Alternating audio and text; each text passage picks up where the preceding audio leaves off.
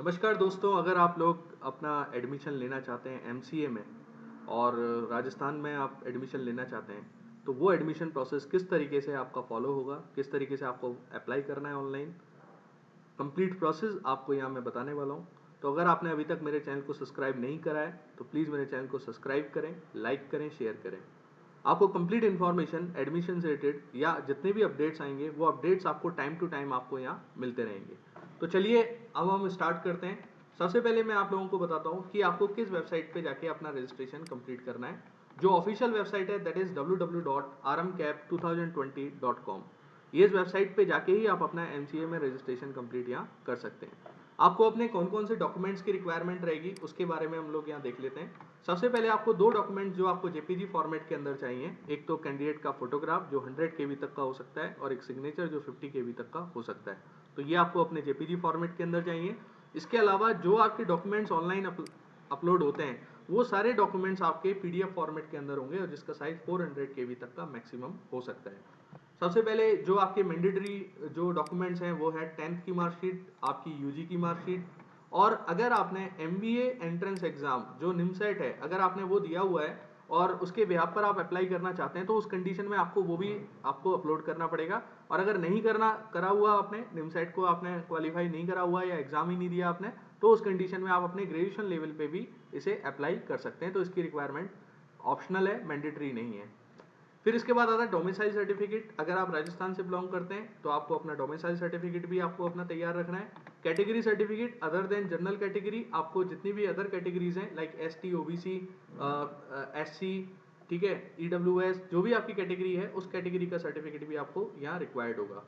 ST के case में अगर आप टीएसपी एरिया से बिलोंग करते हैं तो उस कंडीशन में आपको अपना टीएसपी एरिया का भी सर्टिफिकेट यहाँ अपलोड करना पड़ेगा। फिर आता है आपका इनकम सर्टिफिकेट। इनकम सर्टिफिकेट अगर आपकी जो एनुअल इनकम है, आपके पेरेंट्स की जो एनुअल इनकम है अगर वो लेस देन 8 लाख है तो उस कंडीशन में आपको अपना इनकम सर्टिफिकेट भी अपलोड करना पड़ेगा।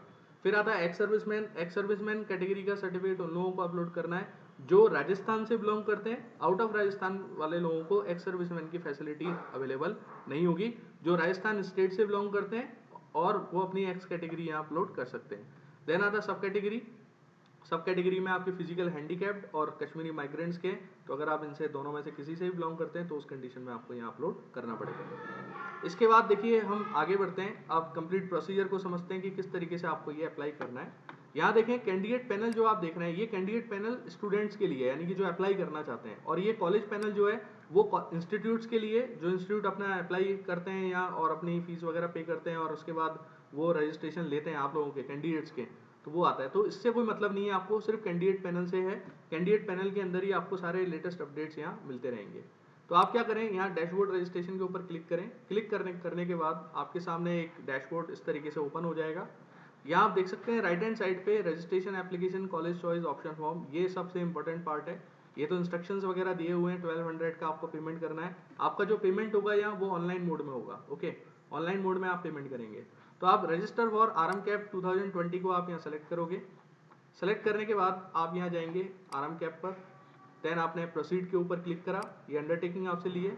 फिर आप अपनी बेसिक डिटेल्स को यहाँ एंटर करेंगे। तो मैं यहाँ जैसे एंटर करता हूँ विकास लक्ष्मण, जो भी आप अपना फादर नेम है और जो डिटेल्स हैं मदर्स नेम है वो डिटेल्स आप यहाँ डालेंगे। ओके, ये आपने डाल दिया। देन इसके बाद डेट ऑफ बर्थ आप डाल दीजिए। ये मैं अपनी डेट ऑफ बर्थ डाल देता हूँ। यहाँ जेंडर सेलेक्ट करूँगा। इसके बाद आपको अपना मोबाइल नंबर, ध्यान रखिए आपका मोबाइल नंबर आपका खुद का होना चाहिए। एक मोबाइल नंबर से एक ही फॉर्म भरा जा सकता है। तो अगर आप ई मित्र से भरवा रहे हैं तो ई मित्र वाले का मोबाइल नंबर नहीं लीजिएगा, आप अपना खुद का मोबाइल या अपने पेरेंट्स का मोबाइल नंबर दे सकते हैं फर्दर कम्युनिकेशन इजीनेस करने के लिए, क्योंकि आपके जितने भी यहाँ लॉगिन्स वगैरह होंगे वो आपके मोबाइल नंबर से या उसी मोबाइल नंबर पे या ईमेल आईडी पे ही ओटीपी आपको मिलने वाला है। तो यहाँ मैं अपना मोबाइल नंबर डाल देता हूँ। ओके, ये मैंने अपना मोबाइल नंबर डाला। डालने के बाद सेंड ओटीपी के ऊपर मैं क्लिक करूंगा तो ये ओटीपी सेंड हो जाएगा। ओटीपी सेंड यानी कि मेरे मोबाइल पे वेरिफिकेशन के लिए आएगा, वो मुझे ओटीपी यहाँ डालना पड़ेगा। तो मैं उसके लिए वेट कर लेता हूँ। मैं अपने ओटीपी को डालता हूँ, देन यहाँ ओके हो जाएगा तो ये वहाँ से हट जाएगा। इसके बाद मैं अपना ईमेल आईडी डालता हूँ। ईमेल आईडी भी आप अपना डालेंगे। उसके बाद सेंड ईमेल ओटीपी के ऊपर क्लिक करेंगे। तो ये क्लिक करने के बाद अच्छा, ईमेल में आपको ही चेक करना है, ऐसा नहीं है कि आप ये सोचेंगे जंक या स्पैम में भी आ जाता है ईमेल आपका, ठीक है, तो आप वहाँ भी जाके चेक कर लीजिएगा। ओके, तो आप अपना ईमेल चेक करेंगे तो आपको ईमेल पर भी अपना जो OTP है वो मिलेगा। मोबाइल वेरिफिकेशन अलग होता है आपका और ईमेल वेरिफिकेशन आपका अलग। एक चीज़ और मैं आप लोगों से यहाँ कहना चाहूँगा कि एक स्मूथ वर्किंग के लिए एक तो आप अपना Google Chrome updated version use करें एज ए ब्राउज़र, और अगर हो सकता है तो प्राइवेट विंडो के अंदर आप इम्प्लीमेंटेशन करें जिसमें आपकी कोई कुकीज़ वगैरह यूज़ में नहीं आती, तो प्रोसेसिंग एकदम फास्ट होती है, इजीली आपको महसूस होता है। तो एक तो गूगल क्रोम, ठीक है, और दूसरा आपको इग्निटो विंडो जो प्राइवेट विंडो होती है उसके अंदर करेंगे तो ज़्यादा बेटर रहेगा।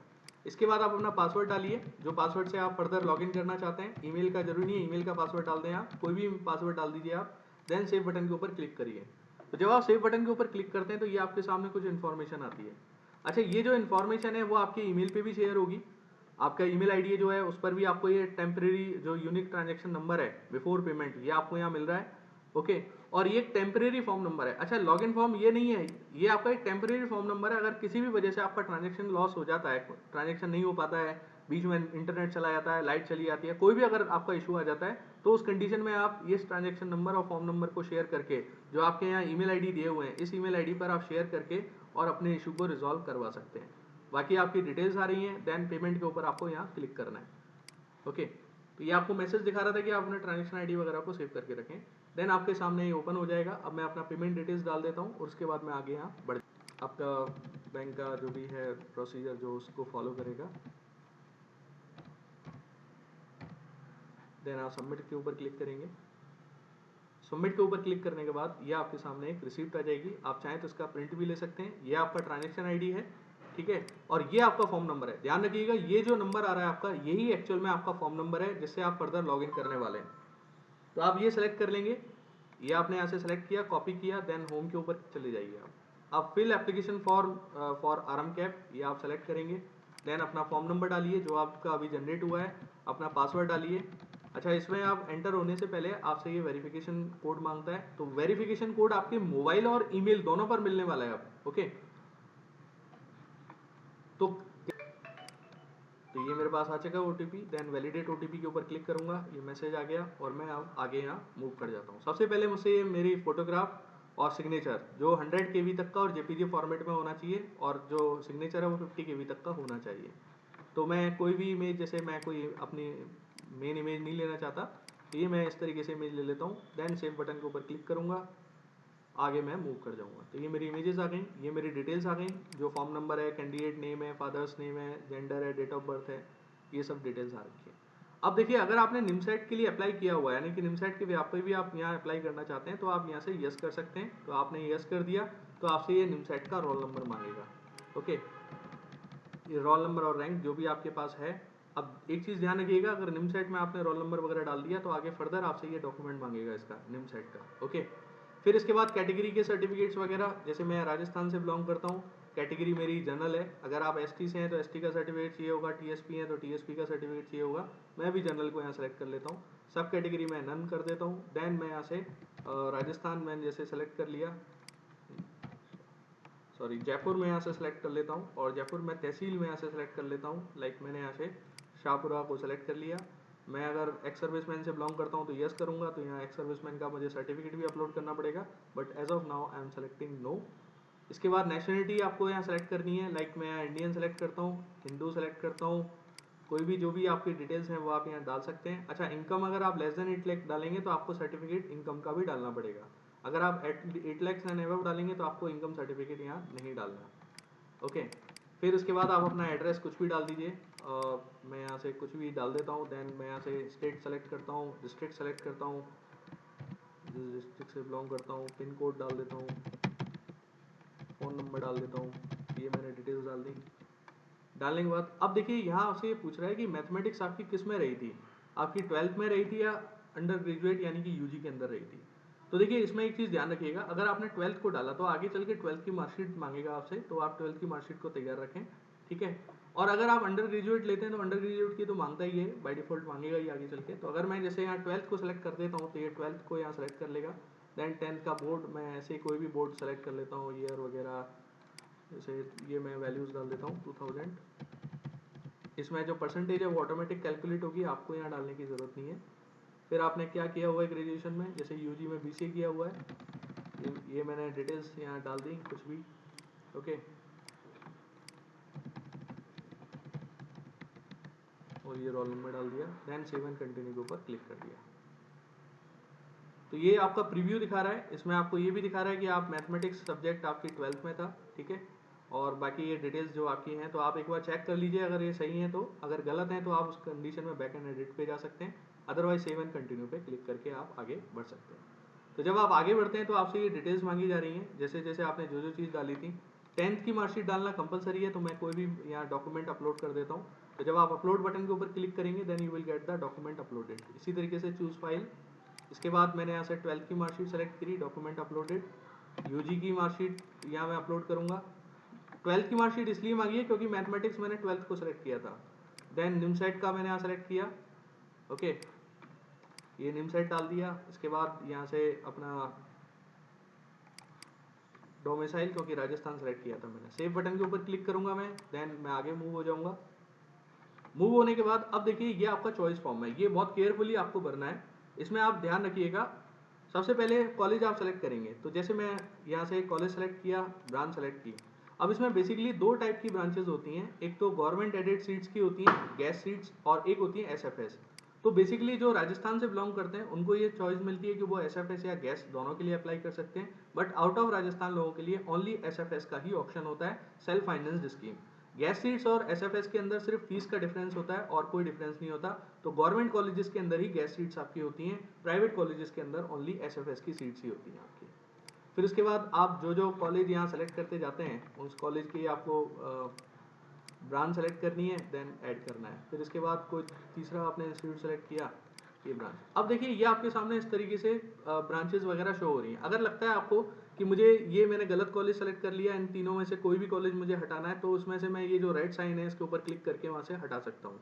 या फिर मुझे ऐसा लगता है कि ये मुझे इंस्टीट्यूट मेरी फर्स्ट प्रायोरिटी पे रखना है, आप ये चॉइस नंबर देख रहे हैं, तो अगर फर्स्ट प्रायोरिटी पे रखना चाहते हो तो आप इसे अप कर लीजिए। तो ये जो एरो है तो आप देखें ये आपका फर्स्ट प्रायोरिटी पे आ गया, ओके। और अगर नहीं लगता है कि मुझे नीचे ही जाना है तो इसे आप नीचे यहाँ इस डाउन एरो पे क्लिक कर देंगे तो ये नीचे चला जाएगा। तो इस तरीके से आप अपनी चॉइस को अपडेट कर सकते हैं। चॉइस आपकी मेरिट के अकॉर्डिंग आपको कॉलेज अलॉट होते हैं, वो चीज़ आप ध्यान रखिएगा। यहाँ सबसे ज़्यादा इंपॉर्टेंट पार्ट है कि सेव चॉइस करना है या लॉक चॉइस करना है। एक चीज़ मैं आपको क्लियरली बता रहा हूँ कि अगर आपको ये फाइनल हो जाता है कि हाँ मेरे यही कॉलेजेस रहेंगे, मुझे कुछ भी अपडेट नहीं करना, मुझे इन्हीं कॉलेज में ही एडमिशन चाहिए, तो उस कंडीशन में आप लॉक चॉइस के ऊपर क्लिक कर सकते हैं। बट फर्दर आप कभी भी चॉइस को अपडेट नहीं कर पाएंगे और अपना फॉर्म प्रिंट भी निकाल सकते हैं। In case of save choice का मतलब ये होता है कि आप अभी कंफर्म नहीं है आज की डेट में कि यार मुझे ये कॉलेज लेने हैं या मुझे कोई और भी कॉलेजेस ऐड करने हैं, या मैं अपने फ्रेंड से सजेशन लूंगा, अपने पेरेंट्स से सजेशन लूंगा, तो फिर आप सेव चॉइस के ऊपर क्लिक कर दें। तो नेक्स्ट टाइम आप दोबारा से आप यहाँ आके चॉइस पे क्लिक करके अपडेट चॉइस या ऐड चॉइस में जाके आप जब ऑप्शन पे वहाँ आपको मिलेगा, ठीक है, तो आप ये चॉइस आपने जो सेव करके गए थे वो आपको यहाँ मिल जाएंगी। तो अगर मैं अभी लॉक इसलिए कर रहा हूँ क्योंकि मुझे फॉर्म प्रिंट भी निकालना है, तो लॉक चॉइस के ऊपर मैं क्लिक करता हूँ। आपसे एक कंफर्मेशन भी मांगता है, are you sure to lock your college choices, once locked your choice will be freezed, okay. तो ये आपने ओके कर दिया, इसका मतलब है आपकी चॉइस अब यहाँ लॉक हो चुकी है। फिर आपको करना क्या है, आपको यहाँ प्रिंट एप्लीकेशन फॉर्म पे क्लिक करना है और अपना फॉर्म नंबर डाल के आपको यहाँ से प्रिंट निकालना है, ओके। फिर आप फॉर्म नंबर आप डालेंगे, देन आपसे पासवर्ड मांगा जाएगा, ओटीपी आएगा आपके पास, उस ओटीपी से ही आपको लॉगिन करना है। तो आपके मोबाइल पे और ईमेल दोनों पे ओटीपी आपको यहाँ मिलने वाला है। मुझे ओटीपी यहाँ मिल चुका है, एंटर ओटीपी, वैलिडेट ओटीपी, आप इसके पे क्लिक करेंगे तो आपका ये फॉर्म यहाँ जनरेट होके इस तरीके से आ जाएगा, जिसमें आपकी सारी डिटेल्स आ रही हैं। मैथमेटिक्स सब्जेक्ट मेरा 12th के अंदर था, ये मैंने डाला था, उसका मैंने डॉक्यूमेंट भी अपलोड यहाँ किया हुआ है। और इसके अलावा आप ये देखें आपके कॉलेज का नेम, ब्रांच नेम और ये और चॉइस नंबर, ये इस तरीके से आ रहा है। ये आपके रेफरेंस के लिए आप क्या करें, यहाँ प्रिंट करके या सेव कर लीजिए, प्रिंट निकाल लीजिए, जैसा भी आप चाहें। आपकी सारी डिटेल्स आपको फॉर्म नंबर की डिटेल्स आपको यहाँ मिल रही हैं। तो गाइज अगर आपको मेरा वीडियो पसंद आया हो तो प्लीज़ शेयर करें, लाइक करें, शेयर करें। Thank you.